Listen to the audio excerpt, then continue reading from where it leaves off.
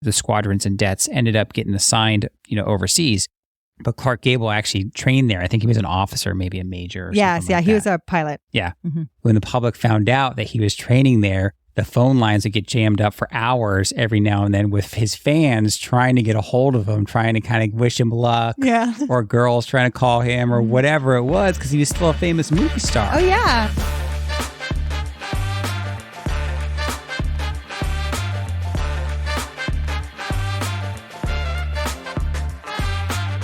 Welcome to Talk with History. I am your host, Scott, here with my wife and historian, Jen. Hello. On this podcast, we give you insights to our history-inspired world travels, YouTube channel journey, and examine history through deeper conversations with the curious, the explorers, and the history lovers out there. Now, I don't have any fancy schmancy wordy intro tonight, but I do want to continue to ask folks for reviews. We've been kind of getting an uptick in downloads for the past couple months, and for folks listening, I'm always looking for feedback for some way. And also, and Jen, I don't know if I told you this, we now have 2 membership options for the podcast. No. Now, there's no, really the benefit is that you're just kind of supporting the podcast. And both tiers are similarly priced. And I called the one tier coffee contributors. So if you are a coffee fan, much like myself, And me. you can be a coffee contributor. And then the other tier, which is the exact same price, if tea is your preference, you can be a tea tipper. Ah, I like it. So you can be a coffee contributor or a tea tipper. So if you're interested in supporting the podcast that way, you can go to talkwithhistory.com. We do have a link in the show notes for this, and you can check out either those. That's kind of like a monthly thing. It's like $2 a month, right? Oh, we would, appreciate it. Yeah, That'd be great. it's $2 a month. It's not a big deal. It's probably less than what coffee would actually cost, or maybe it's $2.99. But I got nice, pretty pictures. It looks really cool. Or if you just want to contribute something, buy us a cup of coffee just one time. There's a one-time option as well. Cool. And we'll kind of call your name out and give you a little recognition. But for those who do decide to join monthly, we will call those people out and kind of say thank you to them by name on the podcast. So that is what, if you want to contribute to the podcast and you want to join our membership, you can be a coffee contributor or a tea tipper. We will call each of those groups out at least once a month on the podcast and call out our members. That's great.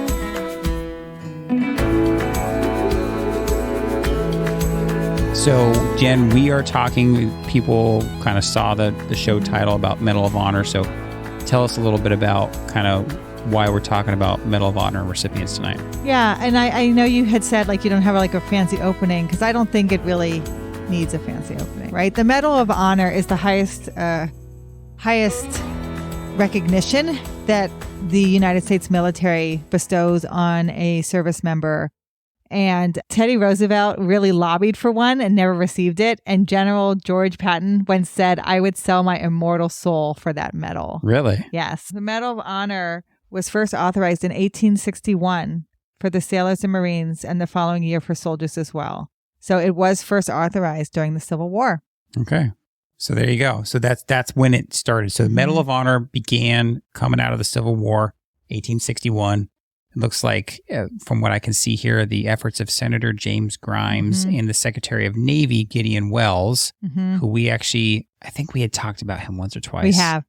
And to inspire sailors to valorous service, and it led to the creation of the Medal of Honor. And each of the, one of the things I found interesting, and I found this over the course of numerous videos we've done, and we've talked about folks like Audie Murphy and things like that, but each service's Medal of Honor actually is a little bit different. And so if you see each one, they're not all the exact same kind of actual medal, right? The Army's is a little bit different than the Navy's, and it's a little bit different than the Air Force. So that's one thing that until I started making videos, I actually didn't realize that. They still have that classic blue kind of ribbon collar with the stars square and then the medal that hangs down from it, but each service is a little bit different. Yes, and you were thinking of the first formal system for rewarding acts of individual gallantry by the nation's fighting men was established by General George Washington, August 7th, 1782. Okay. And that was designed to recognize any singularly meritorious action. And the award consisted of a purple cloth heart. Okay. So it's kind of how the Purple Heart started. It's not what the Purple Heart is now. Because now it's for people who are wounded in action. Wounded in action. So, but it was started by George Washington, recognized, but the actual title Medal of Honor did not come around until Civil War. Okay. And you remember us talking about Secretary of Navy Gideon Wells because of the ironclad. Yes. So, and because we talk about Mary Lovestry. Yes. She presented the plans. That's right. For the ironclad to him. That's right. So if you want to listen to any of those episodes, the Battle of the Ironclads and Mary Lovestry, she was the spy down here, African-American spy who got the plans when the South was building their ironclad. Yeah, and pretty pivotal to the Civil War. Yes. But to bring it back to the Medal of Honor, why we're talking about it today, again, this is another thing that we got to see on our jam-packed Western road trip when we were, again, in Pueblo, Colorado. Yes. At the Pueblo Wisebroad Air Museum.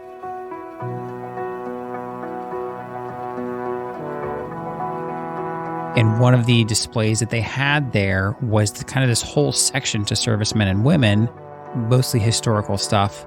And they had a Medal of Honor section. We weren't expecting that. We weren't expecting that. And what's very interesting is Dwight D. Eisenhower, upon presenting one of these Medal of Honors to one of these recipients from Pueblo, Colorado, said to him in 1953, "What is it? Something in the water out there in Pueblo? All you guys turn out to be heroes."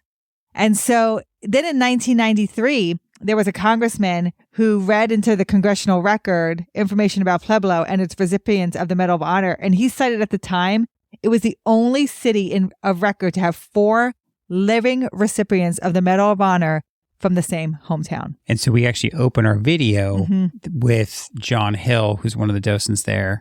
And he showed us the picture of all 4 recipients. Yes.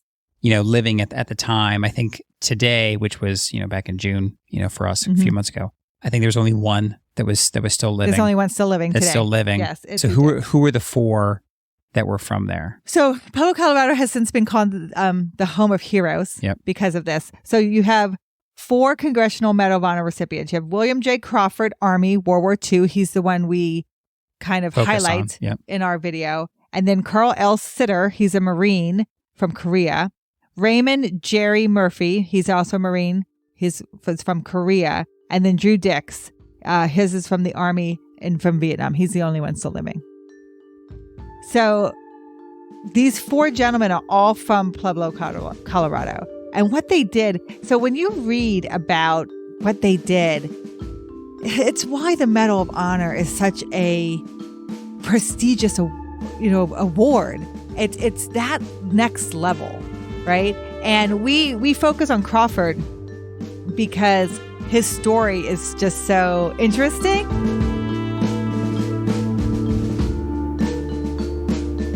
Crawford is a World War II fighter. He basically disarms 3 machine gun nests of the Nazis during World War II single-handedly. Just kind of runs out there, throws grenades. His grenades happen to be spot on, blows up these nests. He's able to, basically his men are taking so much fire that they can't get by. He takes a ton of fire. And it's almost like he says, like, the bullets were going between his legs. And he says that himself. Some of the video that we cut in, because for a lot of these Medal of Honor recipients that are more modern, there's a site, and it's, if you Google it, you can find it pretty easily. But it's a lot of them telling their story. Yes. And so we found that video. Yes. And I kind of cut it into John talking about it as well. And he literally says, like, I ran, he's like, and he basically sounded surprised he didn't get shot. Yeah. He's like, the bullets must have been going between my legs. And it's just like totally badass. Yeah. But so he does this. He's in Italy at the time. And subsequently he gets captured.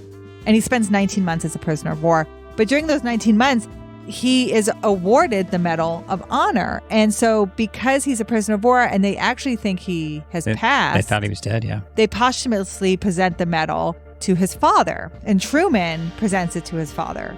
And so again, and then he's released as a prisoner. He comes back home, gets the Medal of Honor from his father. So he's never given his Medal of Honor from a president, which is how you should receive the Medal of Honor. You should get it from the sitting president. And he actually, I did a little bit further research. He comes back and he finishes a full career in the Army. He actually retires as a Master Sergeant. That's amazing. Which is incredible to me. So here he is. He comes back, a war hero, receives his Medal of Honor from his dad. Right? Comes home. While you're a prisoner, I got this from the president. Right. And then finishes a full career, retires as Master Sergeant.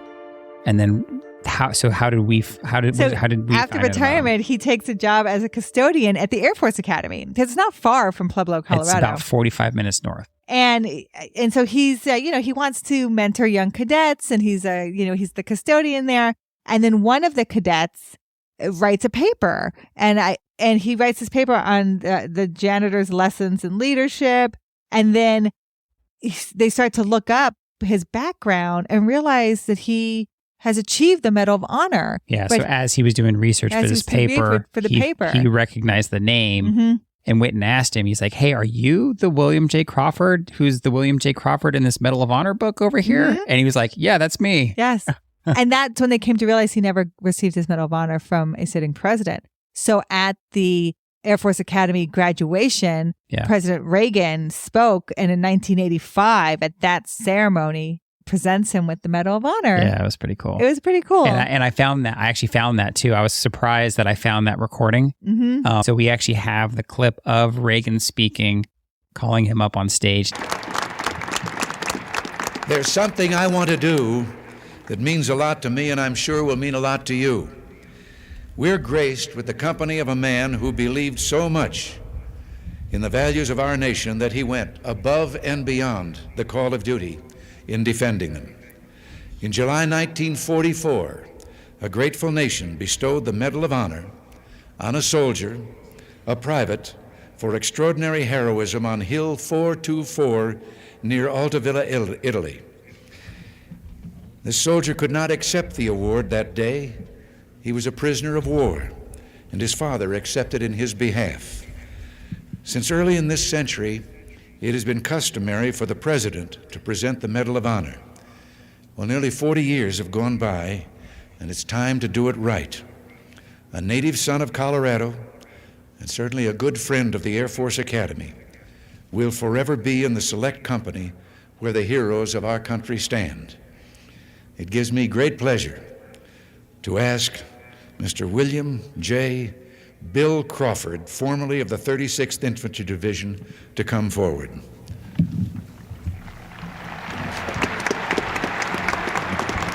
Thank you, sir. Now he knew he was in William Crawford was wearing his old uniform, but he calls him up on stage, gives him the medal, and then of course Reagan has to be Reagan. He finishes that whole little mini presentation. Then he looks around because everybody's standing up for this Medal of Honor presentation. And he kind of looks and speaks to someone off to the side. He's like, "I think everybody can sit down, right?" And you hear from the side, it's like, "Oh, yes, sir, yes, sir." He's like, "Okay." And he just tells everybody, "Yeah, sit down, sit down." And everybody just kind of laughs because Reagan has that aura, right? Yes. He has that presence and that timing. And then he just says, "Sometimes I don't know my own power," right? Just because he asked everybody to sit down, and he's always cracking jokes, right? It's Reagan just kind of making moments light. And Reagan also humbles himself in that moment, as most presidents do when they present the Medal of Honor. That person is actually the highest achiever of America's respect at that moment, even more than the president in that moment.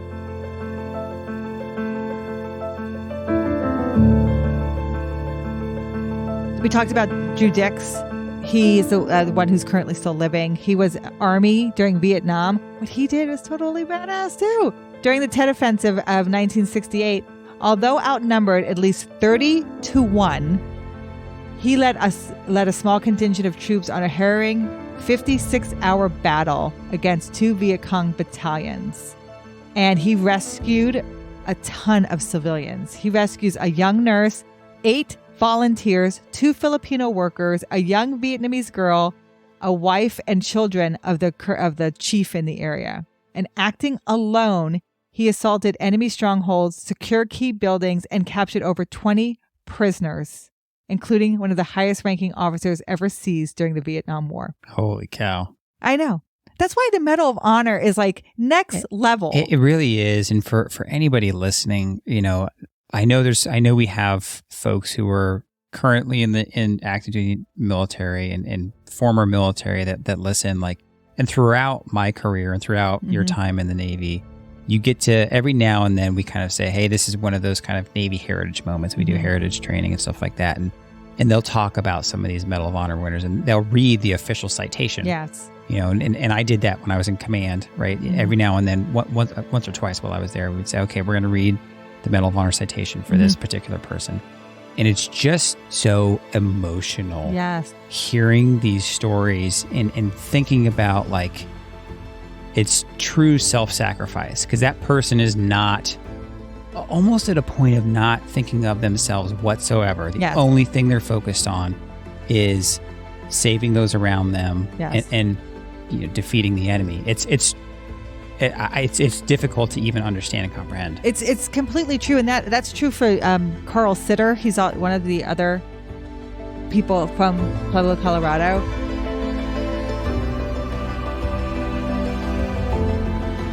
He was a Korea Marine, and during the winter of 1950, General Douglas MacArthur declared troops will be home by Christmas.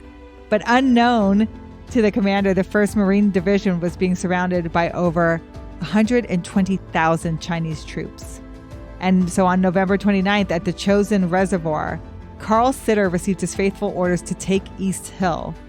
And in frigid 60 below zero conditions, and that's no joke. So I've heard of this. Yes. The Battle of Chosin is very famous. Sitter and his men ended up on East Hill, outnumbered at least 20-1. They engaged the Chinese troops for 3 nights, many times in hand-to-hand combat. And during that battle, Sitter remembers feeling as though he was protected by an invisible shield. He was able to strategically maneuver his men to take and hold East Hill. He yelled words of inspiration to his fellow soldiers, and several times Sitter refused evacuation and determinedly led his men out of the Chosin Reservoir, leaving no one behind. One of his boys, they're called Carl's boys, now retired, remember it is the highlight of their life. And he was a highly respected Marine colonel. So again, someone, I'm not the history buff, but I remember learning about the Battle of Chosin. Yes. Even so at the Naval Academy and kind of, again, hearing about it a couple times, I don't think I even realized when we were talking about it, because it was a relatively short segment we recorded of it because we just weren't expecting this. Yes. And he kind of, and it's cool because in the video, again, the video will be linked in the show notes. They actually have his backup, his, like, I guess, replacement or whatever they call it, Medal of Honor there. They have it in the museum, and it's on kind of that's his uniform. Yes. Which, that's pretty incredible that a museum like this in Pueblo, Colorado, home of heroes, gets to have this, something that's so significant. Because the Battle of Chosin, I mean, everybody learns about that. Yes. And what I really appreciate about these gentlemen is most of them are officers. And, you hear, we always laugh about how officers are kind of depicted in movies, how they're kind of, we don't know what's happening, and other people are doing the job. These are guys leading from the front. Yeah, he was a major at the time. He was a major at the time. Yeah. Like, they're out in front. Yeah. They're doing it. And like he said, he felt like he had an invisible shield. To what you had said before, a lot of these recipients of Medal of Honors, they have really just completely put their lives out there on the line, right? I think it's part of the saying when you read it, to completely put your own life at risk for the betterment of your troops and your people, that you really thought, you didn't really think of your own personal life. Yeah. You were thinking of everyone else's life. Like, that's part of the verbiage, I think, of the Medal of Honor. Yeah, I wish I would have had a little more time to kind of read that and kind of been able to soak that in. If anybody listening, if you ever get a chance to visit, the Denver area, Pueblo is not too far away. I highly recommend heading over to the museum there to kind of take that all in. It's an amazing museum you can easily spend an entire day there if you really want to take your time. And the last one, the Lieutenant Raymond Jerry Murphy, he's Korea 1953. He was a Marine. And there was a raid on, I think it's Ungok Hill in Korea. And it was a cold day in February 1953. Again, these ungodly cold temperatures. It turned very grimly, very quickly for the 1st and 2nd Marine platoons of Able Company. 2nd Lieutenant Raymond Murphy was the 3rd platoon leader with the assignment of evacuation. As the raid progressed, he became uneasy and he felt something might be wrong. So, defying direct orders, he kind of climbed up on the hill to assess the situation, and it was just as he suspected. The assault had been stalled because all the officers and NCOs of the first 2 platoons had been killed. So what he did, knowing the raid had failed, is he led a very heroic rescue mission to get everyone out of there. Wow. And so under his command, he took enemy fire. He made countless runs up the hill. Think of like Forrest Gump. Yep. Going back. This is what he did. He pulled other men back, provided cover. He would provide a kind of air cover.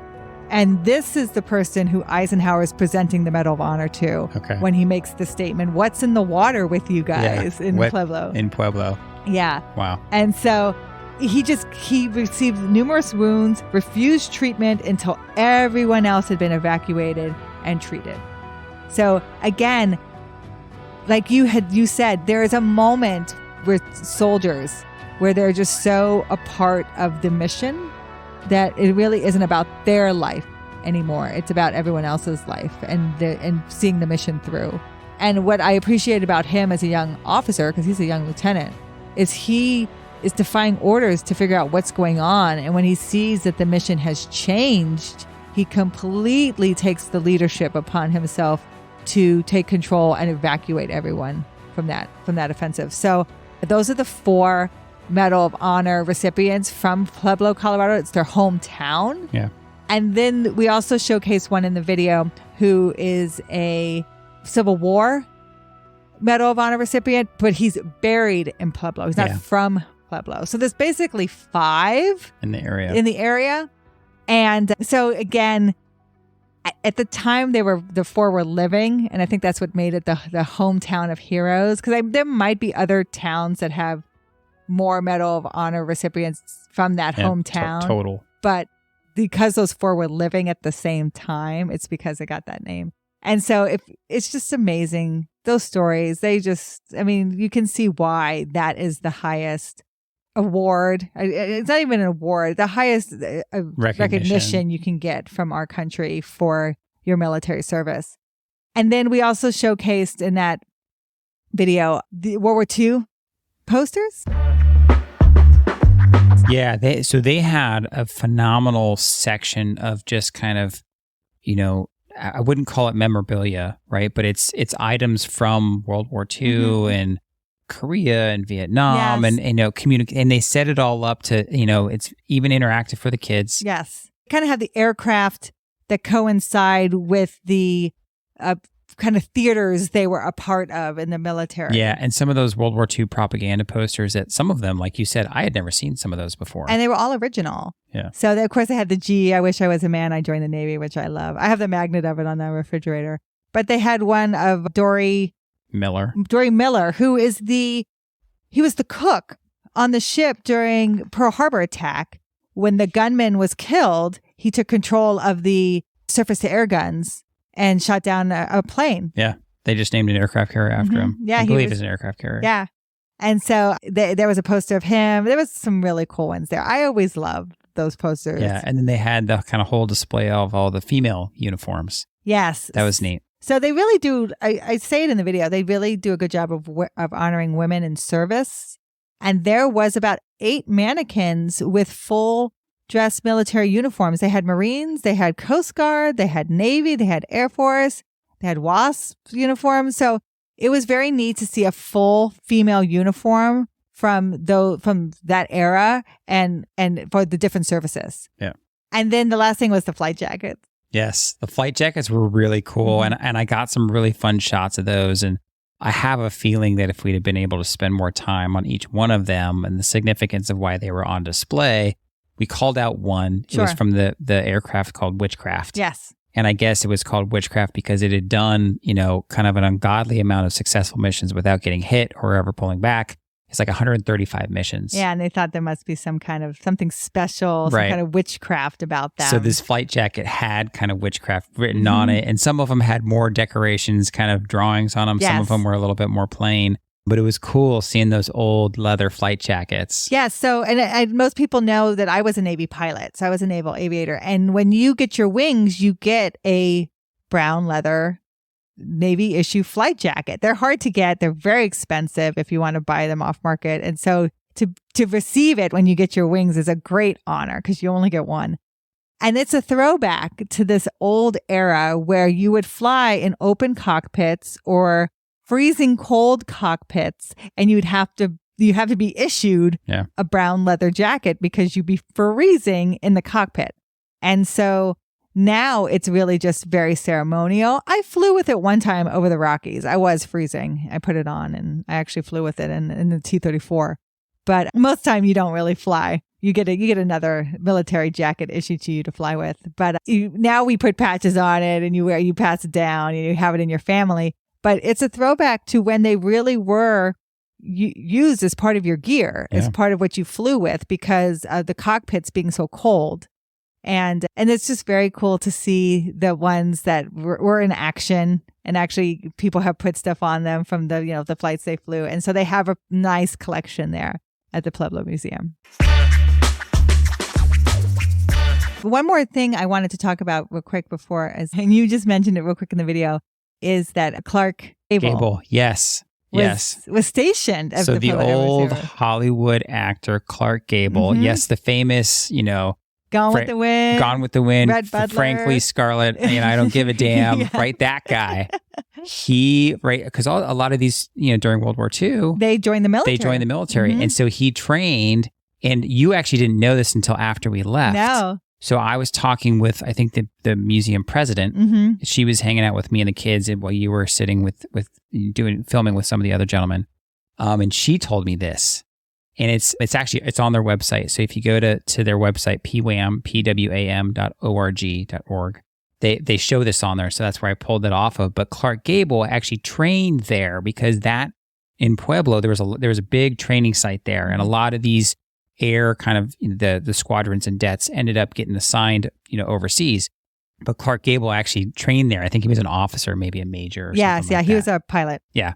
And her story to me, and it says it on the website as well, is that when the public found out that he was training there, the phone lines would get jammed up for hours every now and then with his fans trying to get a hold of him, trying to kind of wish him luck, or girls trying to call him or whatever it was, because he was still a famous movie star. Oh, yeah. I mean, Gone with the Wind comes out in 1939.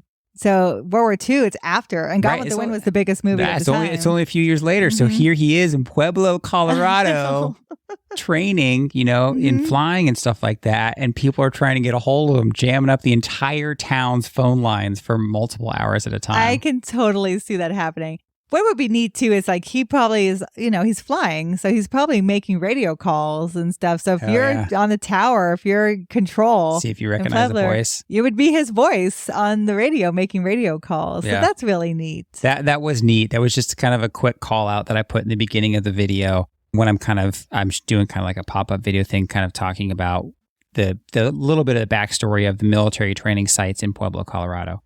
If you're ever in that area, I highly encourage you guys to visit. Let them know that we sent you, that you came from Walk with History. If you guys want to support the show, we love it when you share the show with other folks, or you can be a coffee contributor or a tea tipper. And if you do join one of those membership tiers, I'll kind of give you guys, those members in those membership tiers, a shout out once a month on the podcast just to say thank you for the support. I think it's, again, $2 or $3. But we really do appreciate it. So if you know someone else that might enjoy this podcast, please share it with them. And especially if you think today's topic would interest a friend, shoot them a text and tell them to look us up. We rely on you, our community, to grow, and we appreciate you all every day. We'll talk to you next time. Thank you.